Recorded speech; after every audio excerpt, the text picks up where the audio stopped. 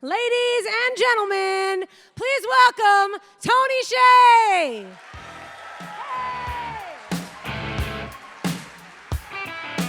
Yeah, I think he's going to grab him too. Thank you. Thank you. Thank you. Thank you. So, thank you. So it's pretty bright up here, so I'm going to go like this for a second. I just want to take a quick survey. How many of you have actually purchased from Zappos before? Oh, very cool. So it's interesting because normally when I do this survey, the ratio is actually about 2-to-1 women to men, and a lot of guys I ask say they haven't actually purchased from us, but their wives or significant others have, and a lot of times it's actually on their behalf. And a few years ago, I was actually giving a tour to, I think it was an executive from one of the major record labels, and this was back when we were in Henderson, which for those of you who don't know, it's about 20 minutes from here. And also for those of you who don't, we're actually now located at the former City Hall, which is maybe a 10-minute walk from here. And we offer tours to the public Monday through Friday. So if any of you haven't taken a tour, definitely encourage you to do so. You can just sign up on our website.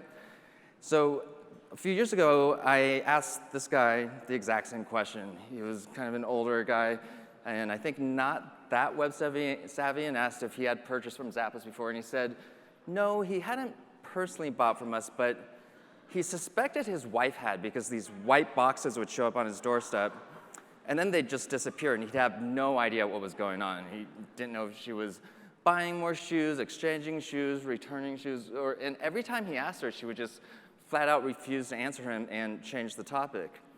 And so while we were in Henderson, we were actually spread amongst 3 different buildings, and I sat in the ground floor of our building, and then I took him upstairs to our customer loyalty team, which is our name for our call center.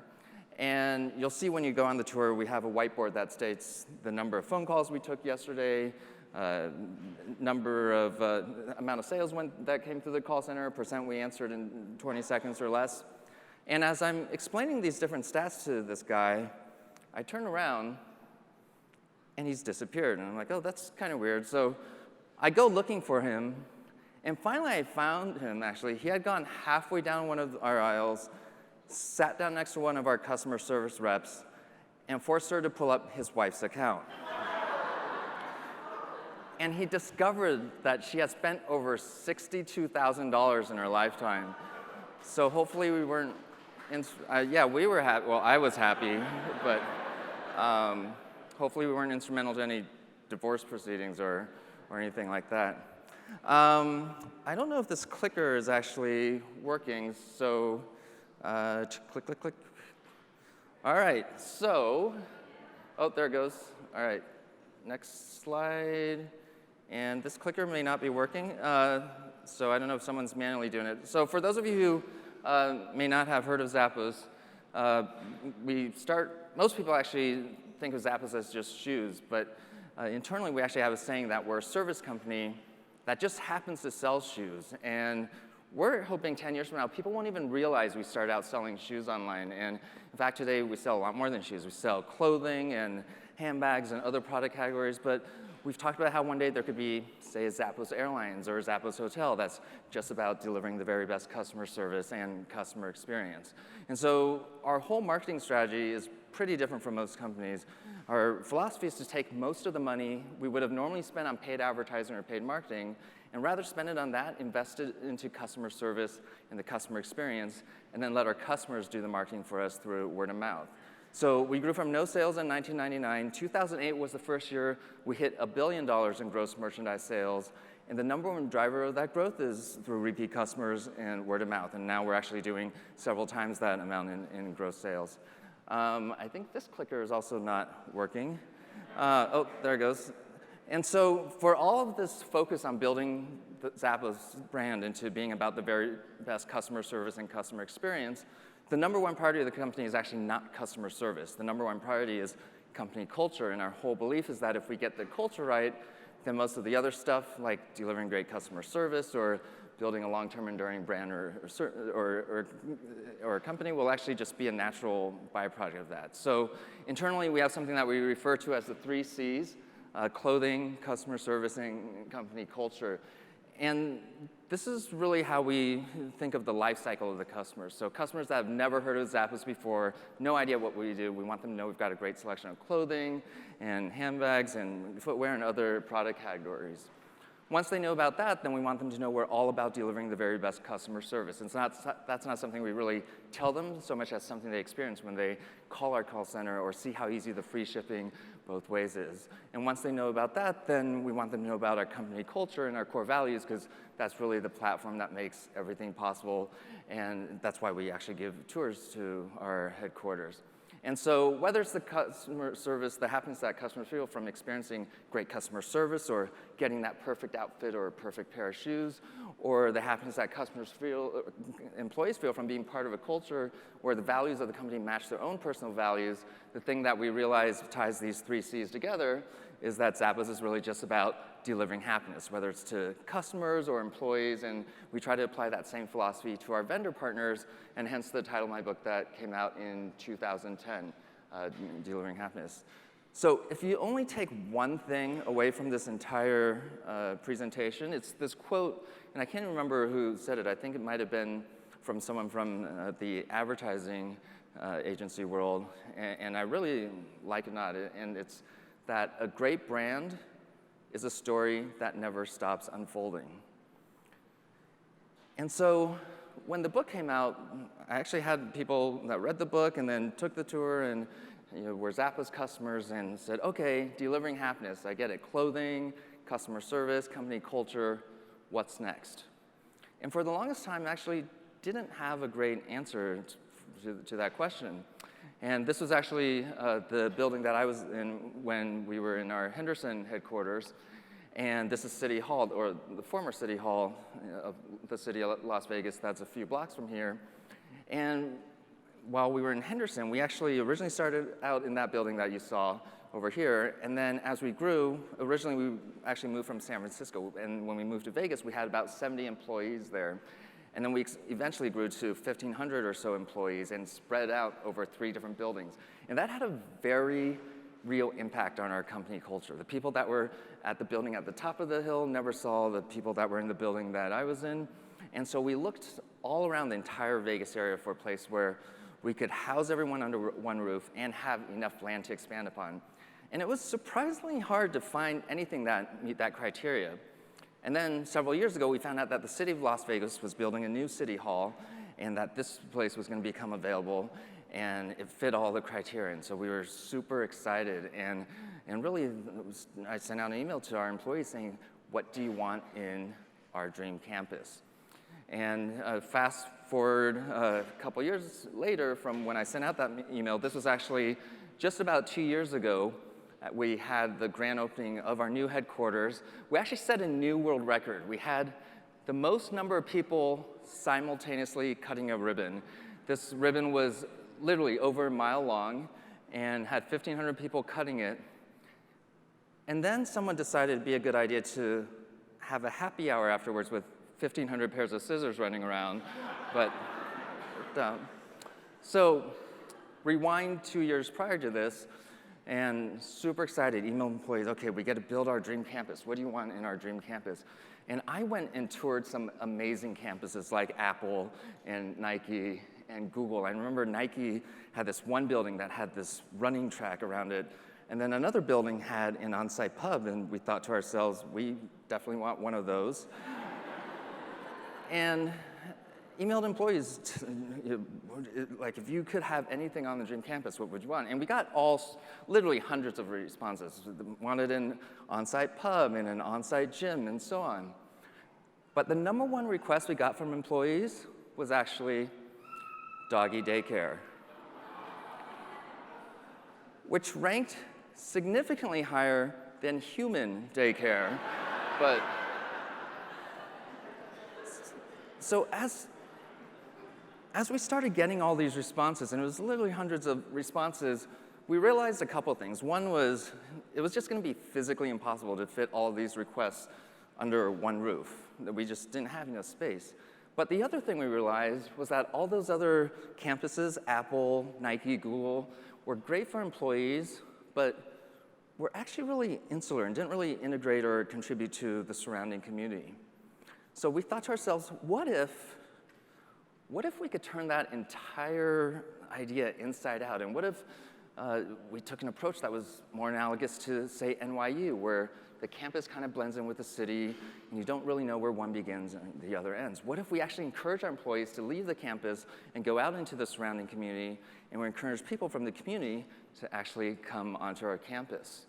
And so this was, I guess, 4 or 5 years ago, roughly around the same time, a bunch of Zappos employees, including myself, discovered this area of downtown Vegas that most tourists don't know about, and even a lot of locals don't know about, called Fremont East, which is actually this area that we're in where the festival is in. Because most people, when they think Vegas, think the big casinos on the Strip, which, as it turns out, those are actually outside the city limits. It's not even within the city of Las Vegas.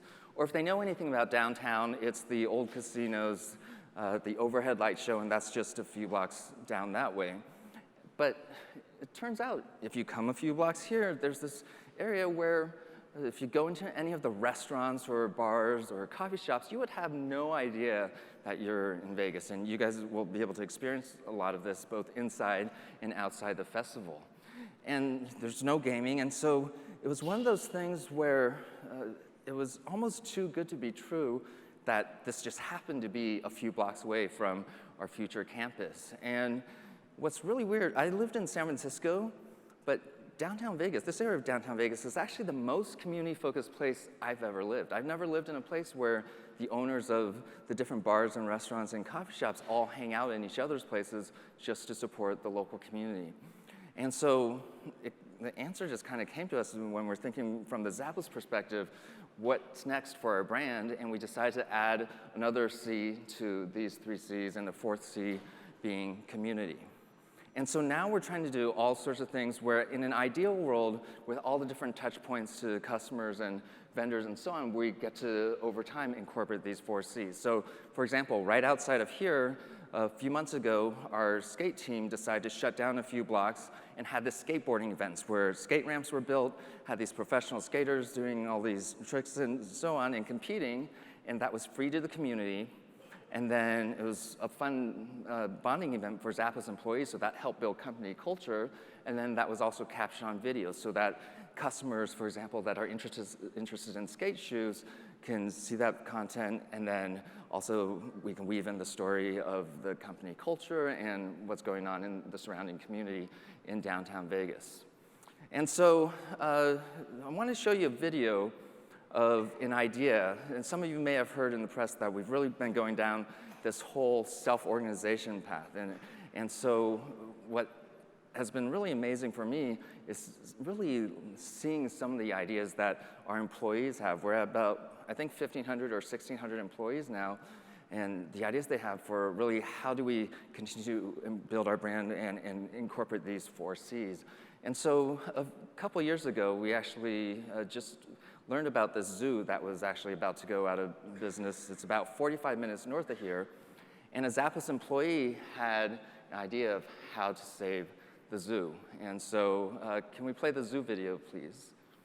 Rusenmore didn't start as a zoo. Rusenmore started as a birthday present from my husband when he bought me a pet wallaby for my birthday. And then I can hop with him. Do you want to do that? Hop, hop, hop, hop. You're a mommy kangaroo. And that's your baby. To see a kid come in here and their face, I was just looking at one on Facebook just literally 10 minutes ago, and the smile on this little boy's face, seeing the monkey, was incredible. And that's what makes us go, because it's amazing amount of work, 10 to 14 hours every single day, 7 days a week. And my wife is pretty sick with with lupus, and this is what actually keeps her going. If it wasn't for that, she'd probably be in bed and never get up to do this, but those animals keep her up going every morning. On the days that were really bad and I did have to stay in bed, I could bring a baby something in bed with me and go, well, you know, I may not be out there feeding and cleaning, but I'm nurturing a baby. And all of a sudden I started realizing, hey, you know what? I'm not in bed as much. And all of a sudden these animals had given me a purpose. So it was kind of at that point in time I had decided, you know what? They gave me my life back. I'm giving the rest of my life back to them. tuck that in there. Love you. Love you. This is not our first fight with the county. When this one came along, I was like, I don't want to fight this fight again. I told the community, I can't do it anymore. This battle was too big to fight. The energy wasn't there. My lupus has recently progressed to where it's neurological. And I said, you know, maybe this is someone's way of saying, you're done. And the community came forward and said, we need you. You know, I'm not fighting this fight alone. I'm fighting this fight with, you know, thousands of people on my side. I mean, I can't tell you how many people have said, we've got your back. Steven from Zappos called us and said, I have this really crazy idea. What we're thinking is we could just donate money to you. And yes, it'll help your cause, but on a bigger scale, we could get the community involved behind this. And so what they decided was, let's bring a zoo to the Zappos building down on East Stewart Street. And he said, and I'm talking, he said, I'm thinking large scale. And I said, okay. And he said, like, really like a zoo. And I said, okay, I'm kind of game for it. We're a little bit crazy, so we decided to go ahead and put on a zoo out on our campus. How it all came about is we had an employee who heard about this taking place, that they were shutting down. They started a GoFundMe account. They raised about $10,000. The employee said, hey, what can we do as a company? We were only trying to raise $100,000, and we were a little scared that we weren't going to raise it because we didn't get a lot of pre-sale tickets initially. But we've actually had a much better turnout than we anticipated, about double the amount of people we were actually thinking were going to come out. I've heard we've raised $35,000 so far. So yeah, and with the Zappos match, that makes 70, which is a double one of those. I can't thank Zappos and the whole staff enough. Animals are happy, people are happy. Amazing event. We're well on our way to raise enough money to reopen the zoo. It's a blessing in disguise that the county shut us down and it ended up being so much publicity. We're going to be bigger, better, stronger. The whole feeling behind this is surreal. It hasn't sunk in. I feel like I'm in a dream and someone needs to wake me up because it was, you know, a couple weeks ago I was crying going, I'm done, you know, and now we're not gonna lose. The demand for us is there, the love for us is there, and it's amazing, so.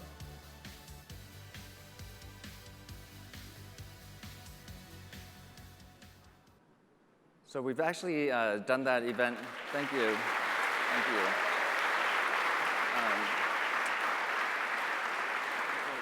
We've done that event a couple years now, and in the last one, actually, Britney Spears showed up and then helped participate with the charity side of it. And I guess while on that topic of self-organization and really seeing what ideas that employees come up with, this is the type of stuff that I love about Zappos, because I'll walk in and one day a giant beach volleyball court will be there with somehow 20 tons of sand showed up, and then maybe the week after there'll be human-sized foosball. And so for me, people ask me, how do I come up with all these ideas? And the truth is, I don't. It's really just letting employees run with their passions and with their ideas. And so I want to show another quick video that we did as an experiment. Last November, we actually had an all-hands meeting, and we had employees get into groups of 7 or 8 people, but we specifically made it so that they were generally people that they had never worked with before, or even knew about, had never met before, and challenged them to actually come up with a short video that really talked about our company culture at Zappos, and talked about our new focus on community, and then also talked about what internally we're referring to as our best customer strategy, where we're really focusing on customers that really value time and convenience and really the service and experience that Zappos provides. And so I want to show you the winning video. This was a team of, I think, 7 or 8 people, and it was, I think, someone from recruiting and merchandising and a bunch of other departments, photo studio and so on, that had mostly never worked before. So let's just show the Z Prize video, please.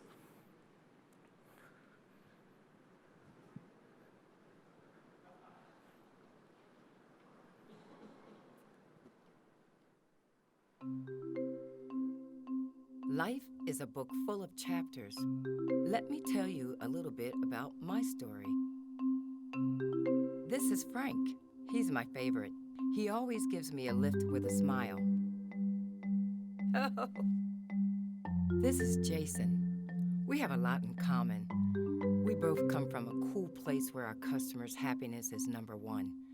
But I know he does so much more beyond his work. He has a beautiful wife. Their faces always light up when they see me arrive. I love it when I make them smile, especially that little one. I brought her shoes for her very first steps. I'll never forget that moment. This is Kelly. I helped her get dressed for her first date. Little did she know that man would be her husband one day. This is Nick. I brought him sneakers for his very first marathon. Life isn't always easy. I've visited homes that don't always want to keep me around. But then I realized things should be much more simple. It's time for me to reconnect with my roots and do what I do best. We've been focusing a lot on growth, but we're realizing that it's time for change. We want to refocus on you. Yes, you. This is just the beginning. When we say change, we mean it in a big way. I know your time is valuable, and I want to help you spend it on what's important. We believe in family, culture, and building community. I'm so much more than a box. I'm here for you wherever you are in life. I want to make you smile. I want to be there for life's picture-perfect moments. Remember, you are not a box either. You are so much more. I'm not just a box. We're not just an online retailer, and you're not just a customer. You're our best customer.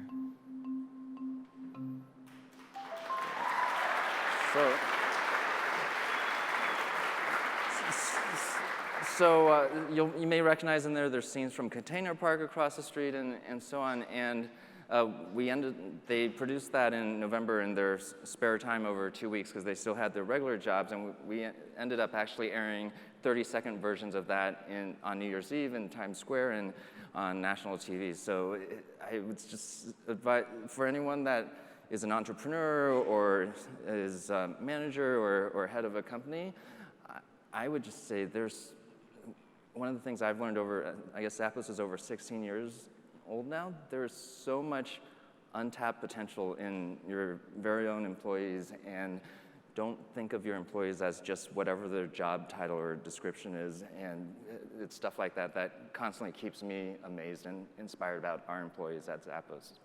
So that's kind of the Zappos side of things, and now I'm gonna actually switch gears to talk about Downtown Project, which is actually a completely separate company from Zappos, although a lot of people confuse the two sometimes. So Zappos was actually acquired by Amazon back in 2009, but it's very different from most of their other acquisitions in that as one of the conditions, they agreed to leave us alone, and basically we just treat Amazon as our board of directors, and we have a completely different way of thinking about culture and branding and so on. And happy to report, I guess it's been almost 6 years now that they've remained true to their word, and the way we operate at Zappos is very different from the way Amazon employees operate at Amazon. So Downtown Project was funded by myself and a few other friends and early Zappos employees with no outside investors, and we really wanted to do that because we wanted to take a long-term approach, kind of like how we did at Zappos in the early days. And there's a $350 million budget, and you can see roughly how that budget is broken down. And there's a few different goals. Back 3 or 4 years ago, this area that we're in right now was probably not the safest place to walk around downtown. And with our move to City Hall, wanted to help create a place where you can have everything you need to live, work, play within walking distance. And that was one of the goals. Another is actually to help make downtown Vegas the most community-focused city, large city in the world, and probably the place most people worldwide would least expect it. And then third goal was to help make downtown Vegas the co-learning and co-working capital of the world. And for those of you who may not know what co-working is, this is a concept that I think started maybe 10 years ago, where a bunch of tech companies ranging in size from 1 person to 10 or 15 people would work in the same physical space. So imagine something like the size of this room, but lots of different companies in it, each doing their own thing. But what they discovered through that process was that people would start overhearing each other's conversations and start collaborating in unexpected ways, and it actually drove a lot of innovation.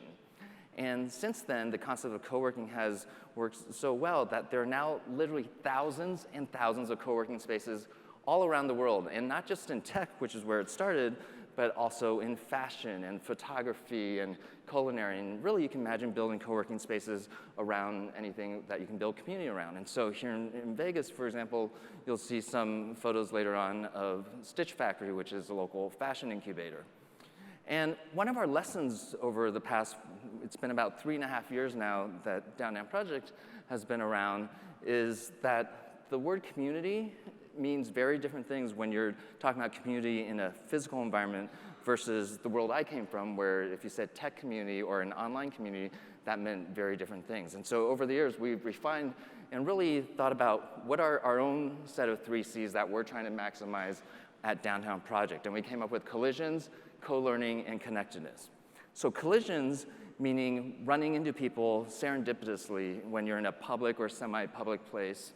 Co-learning, meaning getting people in the community and business owners and entrepreneurs to really learn from each other. And connectedness, meaning the number and depth of connections. And combined with these concepts of density and diversity, the bet is by having all these C's together with density and diversity, that can really drive innovation and ultimately help us grow the downtown area together. And the big bet is by focusing on these 3 C's, not only will that lead to a happier and luckier community, but innovation and productivity increases. So unlike a lot of real estate developers that have these short or medium-term ROI or cash flow needs, we really decided to focus on maximizing the long-term ROC, return on community and return on collisions. And there's this acronym I stole from Jim Collins' latest book, Great by Choice, really institutionalizing ROL, which stands for return on luck, which sounds like a really weird thing. Like, how do you actually manage luck? And how do you actually accelerate serendipity? But we actually have metrics associated with that I'll share a little later on. And so I'll do a quick breakdown. We have $50 million set aside to invest in small businesses to help make it a walkable neighborhood. And back when the project started 3.5 years ago, I was living in an apartment on the 23rd floor in a high-rise a couple blocks from here. And there really wasn't a lot to show when walking around this area. And so tours would literally go through my apartment, and this was my apartment wall at the time.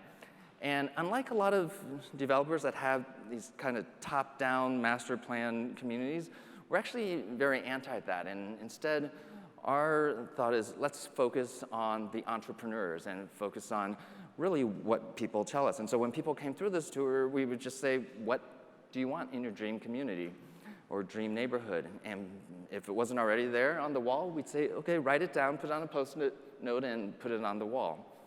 But the other cool thing was that every once in a while, we'd get someone whose lifelong dream was to, say, retire 10 years from now and start a cupcake bakery. And we'd say, well, why wait 10 years? We'll invest in you now, and you can start living out your passion and living out your dream, and that'll help build the neighborhood and community in the process.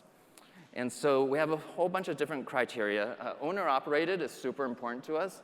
We've had a lot of people, and I guess combined with unique, first or best, we've had a lot of people say, oh, I've been to like this, I've seen this great bar concept or chain in 7 other cities, and you should open one here too. And we actually say no to those because we want to have our own identity and not just be the 8th one that has that. It's super important that they're owner-operated. It's super important that this place really helps promote collisions, helps promote these serendipitous encounters. And then the other thing that's really important is we want the entrepreneurs to not care just about their own business, but actually have a bias to be helpful to the other entrepreneurs. And the goal of that is if everyone's doing that, then that can really help all these entrepreneurs succeed. So this is Natalie. Does anyone here know Natalie by any chance? Cool.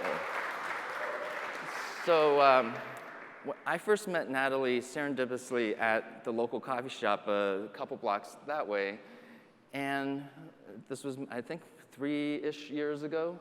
And when I met her, I found out she had worked as a chef at one of the big casinos on the Strip and had literally just quit her job after working 10 years because she was sick of being in a casino environment. And as I started talking to her, I found out that her lifelong dream was to open up her own breakfast and lunch place. And so we actually decided to invest in her as one of our very first small business investments. And you can see this place, her place under construction. And this was a few years ago. Oh, by the way, I'm not really a PowerPoint person, but I'm extremely proud of this transition, so we'll watch it again, where it just kind of like goes around her. So thank you. So you can see it under construction. And for those of you who have not eaten there, she's won so many awards, been written up in so many food magazines and articles. And probably one of the most amazing things about it was that after 1 year and 3 months, she paid back her entire original investment. And she has lines out the door now all the time. And in the meantime, she's been mentoring other first-time restaurant entrepreneurs. And proud to say that as of, I think, last week, she just opened up a second restaurant called Chow, which serves fried chicken and Chinese food, which is an interesting combination, and is actually inside the festival footprint. So would encourage you guys, I think they open at 7 p.m. and would encourage you guys to go check it out. It's near the Ambassador stage. So, and then this is Eat is outside the festival footprint, breakfast and lunch. Encourage you guys to check it out. And so one of the amazing things was after she got written up, somehow American Express found out about her story and came and filmed, and they actually created an American Express commercial that aired during, I forget, it was either the Grammys or the Oscars, and so just wanted to show the story that American Express filmed. My addiction destroyed everything. I lost my family, my partner, and my job. Prior to me getting sober, I couldn't remember the last time I looked at myself in the mirror. I look around at everything I have now and it seems absolutely unbelievable. To the next generation of late bloomers and second chancers, wherever the journey takes you, membership will be there. So,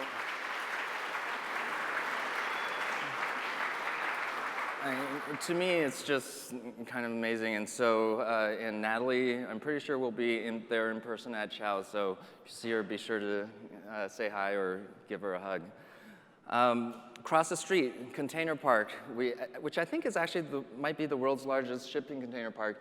And there were a few different goals with that. I remember it's been open just under 2 years, but 2 years ago, I would have felt unsafe standing right there at night by myself. And one of our goals was to help create a place that was family friendly.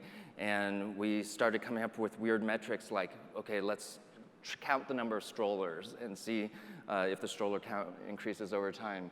And you guys probably saw coming in, there's the giant praying mantis that shoots out 20-foot flames from Burning Man. And then inside, there's this Swiss 40-foot tall Swiss Family Robinson type of treehouse built out of a shipping container.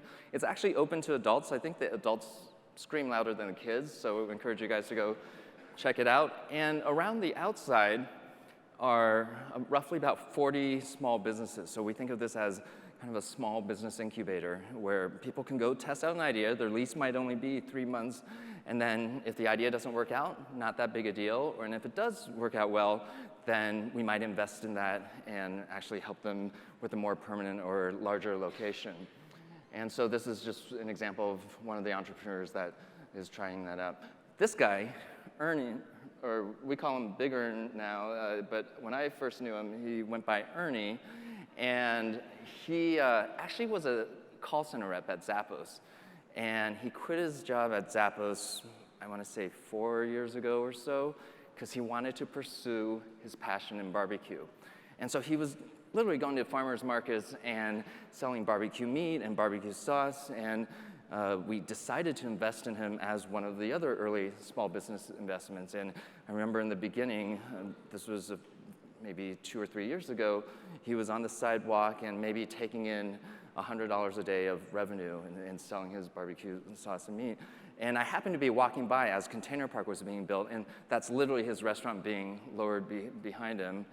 And now since then, there are some months where he's done over $140,000 in revenue.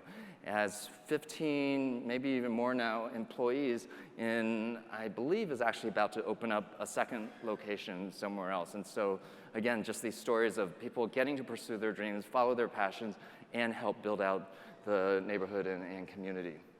Turntable Health is a health clinic that's really focused on primary and preventative care, so that almost like a gym membership, where there's a monthly fee like a gym membership, but then you can go in every day if you want, and there's also classes and so on. And the idea is really, it's about health care rather than sick care, which is what most hospitals are about. And we set aside $50 million to invest in tech companies, and so I'd say within the past few years, there's been over or roughly about 100 tech companies that have relocated from other cities or even countries actually to downtown Vegas. And when we ask these people, why Vegas? Why downtown Vegas when there's all these other tech places around the world and in Silicon Valley, we get two answers. One is that they've never experienced a city where there really was this sense of community as strongly as there is here. And then the other response we get is that it's really about not just building that specific company, but how many chances do you have to help shape the future of a major city? And it's really thinking of the city itself as a startup as well. This is an early education center that starts at 6 weeks old, and every year it's adding, I think it goes through second grade now, but every year adding a grade or two that's teaching kids entrepreneurship and creativity using the latest neuroscience research. And then there's different festivals that we've been involved with, including First Friday, Life is Beautiful Festival. This is actually something that some of you, there's an artist named Banksy who opened up this amusement park in Bristol, which is a couple hours outside of London over the past 5 weeks, called Dismal Land. We actually got this from the artist that made it for Burning Man, and then lent it to Banksy, and it's literally currently right now in just outside of Bristol for the exhibit there, and then it's going to come back to downtown Vegas and be a few blocks that way. And so the idea was that every block or two puts some sort of, it could be a fire element or some sort of large-scale art, so that people basically will walk one more block and then one more block and one more block and explore the neighborhood in the process. As a side story, Banksy, because he wanted this piece, we loaned it to him, he actually lent us a piece that's literally here somewhere in the Life is Beautiful Festival footprint. So hopefully you guys will come across that. It's actually moving around to different locations each day. And I think last time I saw it, it was actually near the Art Motel that's inside the footprint. This is the praying mantis outside one of the Mexican restaurants that we invested in. And this is actually just a few blocks on the edge of the footprint, just outside, where we wanted to do an experiment and build like an urban version of Burning Man, where there's campfires going, and there's all these different creative types, and there's actually about 30 Airstreams in these tiny tumbleweed houses, and different music jams happening, and so it's just kind of this unique place right in the heart of downtown Vegas. Life is Beautiful, you guys are all here for that, so I can actually skip through these slides. This is actually the first year we did it, but normally I show a video of what Life is Beautiful is about, which you guys know what it's about, or will soon. And then this is a book that would recommend that even if you're not involved in city revitalization stuff, I think is pretty interesting. So this author, Harvard economics professor, studied cities from all different time periods, like Rome, New York, and Detroit, and looked at why some thrived and some didn't. And a lot of his findings are actually pretty counterintuitive, but they guide a lot of our philosophies at Downtown Project. And between that and other research on cities, one of the most interesting findings, I thought, was that every time the size of a city doubles, innovation or productivity per resident increases by 15%. But the opposite happens with companies. Generally, as companies get bigger, innovation per employee goes down. So from the Zappos perspective, one of our challenges is really thinking about how do we avoid that fate? How do we actually think of Zappos and organize Zappos so it's more like a city and less like this kind of typical bureaucratic, hierarchical corporation? And what's interesting about the innovation research is that they've found that most innovation actually comes from something outside your industry being applied to your own. And so from the Zappos perspective, that's part of the reason why we want more interaction with the community. We want Zappos employees to interact more with people from all different industries and backgrounds in the community, and vice versa. And in the process, not only will that'll make actually both the community and Zappos smarter and more innovative over time. And so the ingredients for that to happen are you need a residential density of 100 residents per acre. 2, a place for all those residents to collide. So think of all those Post-it notes in my apartment wall. And 3 is probably the hardest, but also the cheapest, and the one that gives you the most leverage, this culture of openness, collaboration, and sharing. And so I think of this actually as a multiplier. If people are twice as likely to talk to each other, then maybe you only need half that residential density. And so really turns out that a lot of the stuff that we've kind of experimented with over the years at Zappos in terms of how do we get employees to run into each other in an office environment actually apply it to the city level as well, trying to get residents to run into each other in a city environment. And so the big bet, and this is now just a partial list, this slide was made a long time ago, is that get all these entrepreneurial, creative types together in a relatively small space, and statistically, the magic will just kind of happen on its own. So when we first started this, the original thought was, okay, we have to invest a lot in these high rises or convince people to live in really small spaces, because that was the only way mathematically we could figure out how do we get to that 100 residents per acre. And then start thinking about, okay, why do we actually care about residents? Imagine, hypothetically, there's this guy that never leaves his apartment. He just stays in his apartment the entire time. Technically, he's a resident, but if he never interacts with someone in the community, then it's not really adding much value to the neighborhood. And so realizing over time, actually what we value and want more of is for residents to collide with each other. And so I started doing the math on someone like me. So when I'm here in town, I'm out and about 3 or 4 hours a day, 7 days a week. I travel a lot, so call it 40 weeks a year. And do the math, it works out to that the value of a resident like me is roughly about 1,000 collisionable hours a year. And this is a guy named Jake who lived in New York, or still lives in New York, and actually he had the most successful fashion-related Kickstarter campaign when I met him at the time. Raised almost $300,000 on Kickstarter just by putting together this 3 or 4 minute video. Since then, he's actually broken that record and has raised over $1 million on Kickstarter just selling this hoodie. And so he's been here multiple times and has mentored other fashion-related entrepreneurs. He's given talks, including how to do a really good Kickstarter campaign. And what was interesting was even though he wasn't a resident here, he was still able to contribute and be part of the community. And when he walks down the street, a lot of times people will recognize him. And a lot of times, actually, people don't even realize that he doesn't live here. And so he's held office hours at Stitch Factory, which is the local fashion incubator. And actually, by the way, is also creating all the festival gear that you'll see around town, or both inside the festival and just outside. There's a little pop-up shop there. And so we started doing the math on someone like Jake, who said, okay, what if Jake came here once a month for a week and still contributed to the community? And when he's here, he's out and about 12 hours a day, 7 days a week, 12 times a year. It actually works out to about 1,000 collisionable hours a year for someone like Jake. So while we still want people to move to downtown Vegas, we now have this other interesting thing for people like Jake that we've been referring to as subscribing to downtown Vegas, because they can still contribute to the innovation, the productivity gains, the idea sharing amongst the people here in downtown Vegas. So we basically changed this formula. Instead of 100 residents per acre, we modified it to 100,000 collisionable community hours per acre per year, which works out to 2.3 collisionable hours per square foot per year, which now is just this additional filter and metric that we use to really think about all our investments. So if we're going to invest in a new restaurant, for example, that maybe is 3,000 square feet, then one, it needs to make sense as a investment on its own. That's our first criteria. Second criteria is the entrepreneur needs to have a bias for being helpful to other entrepreneurs. And now we have this third criteria to see, okay, we can estimate how long will customers be there and how many square feet it is and see if it yields at least this many collisionable hours.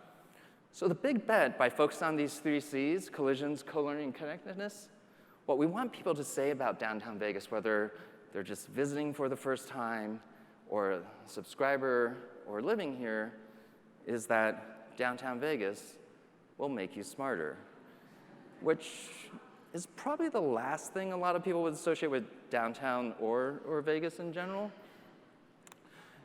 So I'm involved with a few different companies. There's Zappos, there's Delivering Happiness, which has its own separate CEO that's focused on helping companies develop and figure out their core values and own strong culture, and Downtown Project. And we try to weave this common theme of inspiration throughout the different companies.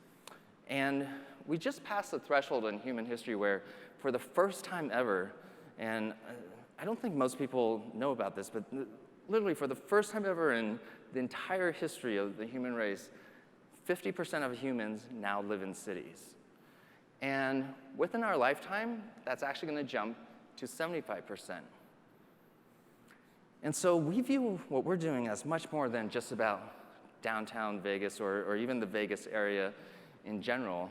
And we're inspired by the story of the 4-minute mile, where for the longest time, people thought it was impossible to run a mile in under 4 minutes. And then one day in 1954, this guy named Roger Bannister broke the 4-minute mile. And what I find super interesting is that in less than a year, other people broke the 4-minute mile as well.